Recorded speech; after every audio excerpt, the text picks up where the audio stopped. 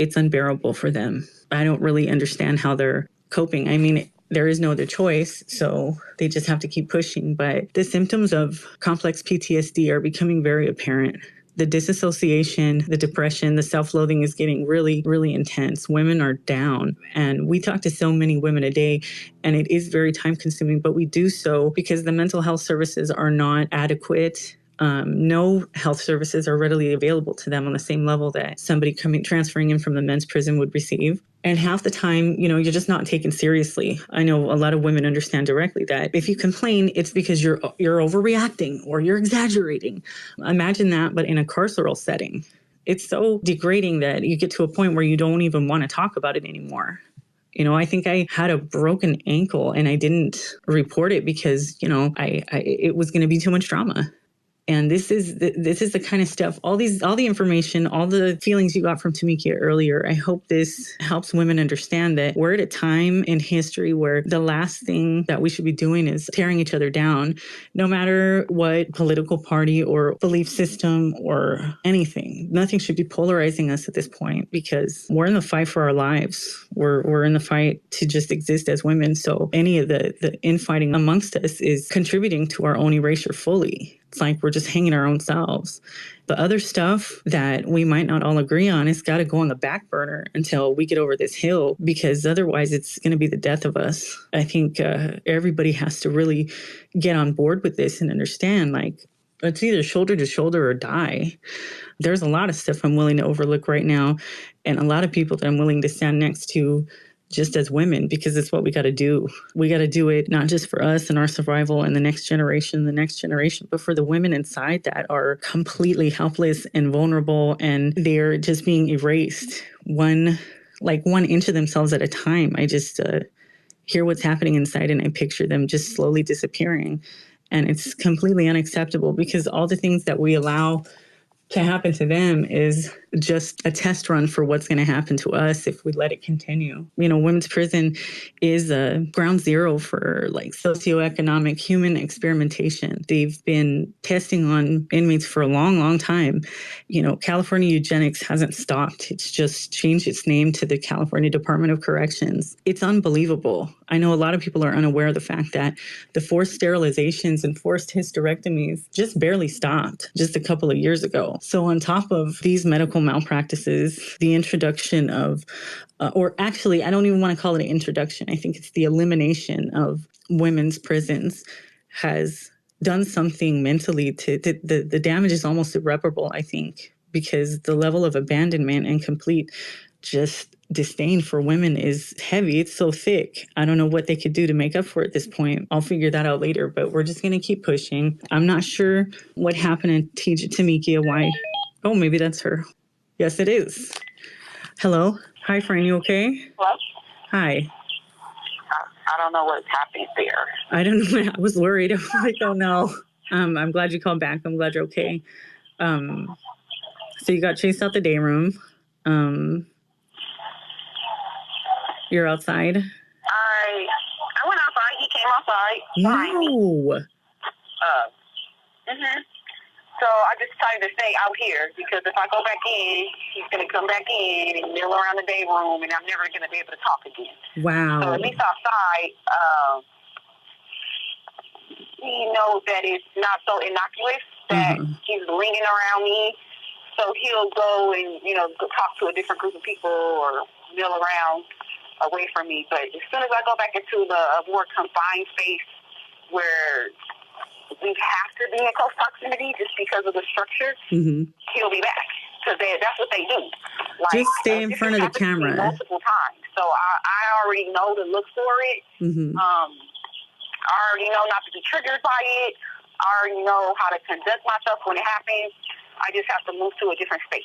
A different space that's right under the camera, because I can't stress that enough for everybody to stay under the cameras. Well, even though they redact half of the stuff that I asked for when I do get the footage of the security cameras, that's so too much. So for those of you who are joining us, Tomiekia was in the day room speaking to us earlier. There was a trans-identified individual who came out just lurking because someone reported to them that she was having a conversation with us. And she went outside and the person followed her outside. So this is the level of silencing. It's just so heavy on them. This is what happens, and there's no recourse from staff. They've got to see what's going on. It's not like they're blind. They do.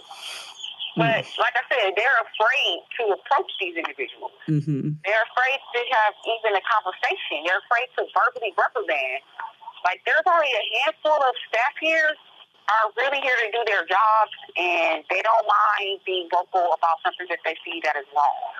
They don't mind holding these individuals accountable or saying something when they see something. But that's far and few between. There's not nearly enough of those staff in the way that they approach these situations in this institution to make it safe for women, especially me, because I'm a target. Right. They literally go out of their way to stalk me and to provoke me into confrontation. They conspire before. They work with certain staff members who either don't like me because I'm vocal and I won't roll over and conform. So they actually have staff that work with them to help them harass me. And then this really became more of an issue when you became a plaintiff, huh? Was there like an increased amount of... Yeah.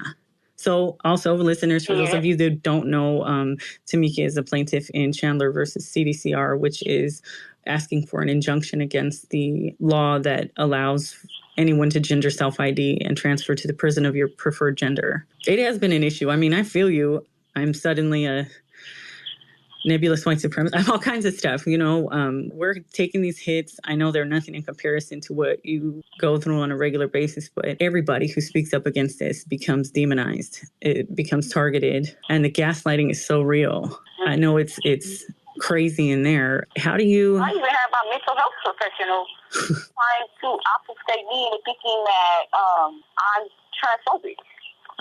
Is that what's going on now? Oh. That's what's happening at mental health. This is the place where I'm supposed to be able to go and talk to you about all of these different pains and sufferings, trials and tribulations these folks are putting me through. I'm supposed to be able to be transparent and open my heart up and cry and get it all out. But I'm being told that I'm rubbing people the wrong way. I'm being told that I'm complaining too much. I'm being told that I'm transphobic. He actually called me transphobic in our meeting. And then he told me that he was uncomfortable with the conversation. Wow. Is that Glass? The health professional told me he was uncomfortable with my conversation with him and ended the meeting. Wow. So this is where we're at. Yes. This is where we're at. I don't have no safe space to go to and vent my own frustration, to get real help, to get real intervention, real therapy, real techniques to help me cope. I don't even have that. That is insane. Follow me, guys. What's going on is when Tomiekia goes to see a therapist or for mental health services, which are supposed to be readily available to everyone, she goes so that she can get some respite from this constant psychological warfare. And they're telling her she's transphobic and then ending the meeting saying that the conversation is making them uncomfortable. This is where your tax dollars are going and being invested into. Right. Yeah. So while Senator Weiner is trying to pull out all of these different techniques and variations of the same mental health legislation that's old and regurgitated to try to make this a better place for our mental health, it's nonsense. Right. It's not effective. It doesn't work. And what type of legislation will work when you have the actual clinicians trying to cajole you into conforming? Nothing you put in place is going to work. No safeguard for mental health is going to work when you have the mentality of the professionals identifying with SB 132 and their cohorts. Wow. And all of the outside organizations that are the strong arm of our elected state officials. Because let me start with that. There is this upcoming bill that is allegedly to revamp mental health care and make it more available for everyone, and to destigmatize the idea of getting mental health services, so you don't have to be triple CMS, which some people would say, oh, those are crazy people. But that's what your status is when you have to be on medication or see someone regularly. And they want to destigmatize that. So that's also another pro-man bill, because who is getting stigmatized for being triple CMS? Men. So again, this is more pro-man legislation that's backed by the Public Safety Committee and their minions. Yes. Wow. I can't believe that they said that to you. That's making me very upset. So you want to give me help to be able to conform to something that's unconstitutional and violates my rights, violates my humanity, violates my rehabilitation process, violates my identity, violates my Christianity and my belief system. You want to use legislation that doesn't work to try to help me accept the fact that 2 + 2 = 5. I have to be housed with male individuals. Wow, this the is irony. So that's wild. That's really intense. I mean, who do I even complain to about that? I mean, that's not even an ombudsman thing. The OIG, I mean. Well, so you can have all the alphabet, write letters to them, have your families make phone calls to them, have your families. I've done it all. I've run the gamut, like as far as getting communication out and raising the alarm about what's happening here. I've done it all. I've talked to high-ranking officials about this, up into the chief of inmates appeals, and they all gave me the runaround to go back through the ABCs of organizations, to try to seek help, to try to write letters again, to make more phone calls. I've done it all. I'm in like this vicious cycle of continuously putting the word out about what's happening here, not only to myself but other women. And there's really nowhere to go. Like even our organization that used to be there for us, they used to come visit us, they used to come and take our grievances seriously. Now they represent the men. Right. They have pushed us aside and made them their top priority clients. Well, that's where the funding comes from. I mean. Exactly. So once again, it comes back down to dollars and cents. Whoever has the biggest pot of gold that all of these different organizations can take a fistful from, those are the people that they're going to be catering to with all of their resources and their services that were supposed to be designed for us. But even before this abrupt switch in, the value of human life, there were never any studies that were coming out of CCWF or any of the women's prisons that were giving accurate data or percentages of survivors and stuff. I think there's one study from the ACLU, like maybe from, 2015 or 13, and it had one valuable piece of information, which is that 90% of incarcerated women are survivors of sexual abuse. It doesn't seem to matter to anybody, but it is a fact. I don't know of any other studies that have come through with adequate or legitimate information that could be beneficial to getting the kind of help that needs to be invested in legislation that's going to get basic human rights allotted to everybody. Not because I've said it time and time again from day one. You don't get rights by taking them from somebody else. That's not the way it works. Right. What about job placement? That's a zero-sum game. Yes. What about job placement? What about work? Because when we were there, you had a job assignment, you got a duck in. That's where you were going to work, whether you liked it or not. And it was going to take a lot of effort and a lot of talks and a lot of trickery or finessing in order to get that job changed. How is that now? Listen, these individuals come in here and they get the job that they want right away. You could have been on a wait list for years to get into a group or a job or a class or whatever the case may be, and they are right at the top of the list. Matter of fact, there isn't a list. because they don't like to leave a lot of evidence of how they're favoring the male inmates over the female inmates. So they just slide right into these positions that we've been waiting for.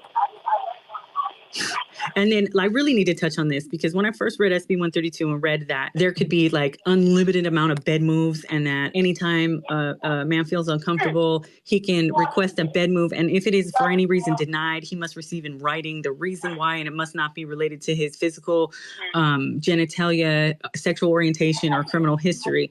Now, what happens, like when I got a bed move, I was getting my ass whooped for months and I didn't ask for a bed move because I was scared. It happened after the neighbors were finally like, hey, this chick over here is going to die, you know, and the cops moved me out on their own. But bed moves were not easy to come by. They're difficult and you have to do so much planning. Oh, I got to do it on the day where this good staff works and that good staff works so that I could get this. How do they get bed moves? Well, first of all, they don't want you in their vicinity. They can get you removed right away. Not only that, they can get a whole room, an 8-person cell removed just for one individual. I've seen that happen at least 3 times. If they don't want you in the building, they can get you moved out the building. If they want to move somewhere, they can move with these courtesy yard moves, which is super rare for a woman to be able to just get within a day's notice. You know, it usually takes months to get a yard-to-yard move. They can go to the program office and get a yard-to-yard move in days. So once again, everything that they need, everything that they want done, they have the staff assistance to making it happen a lot faster than it would ever happen for the women. Friend, you want to call me back one more time and we'll close it out? We're usually in sync, so I'm guessing she's going to call right back just so that we can close this and leave you listeners with, you know, some little last nuggets of truth. So what the last thing Tomiekia was saying is that under this legislation, under SB 132, the Transgender Respect Agency and Dignity Act, anyone who has transferred under this policy can request a bed move, a yard move, single cell status. And you got to remember, these are 8-person cells in CCWF, 8-person cells.